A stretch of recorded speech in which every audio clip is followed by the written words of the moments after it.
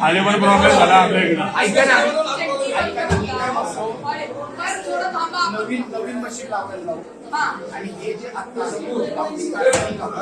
बरोबर जर का जास्त फरक निघाला कारण का बाकीच्या पुढचा आतापर्यंत कळेल किती मार्जिन मध्ये आहे आणि ह्याच्यामध्ये कमळचा गॅप जास्त निघाला ते वोटिंग कमळचा झटका मार्जिन जास्त या मशीनच्या या बाकीच्या लेवलला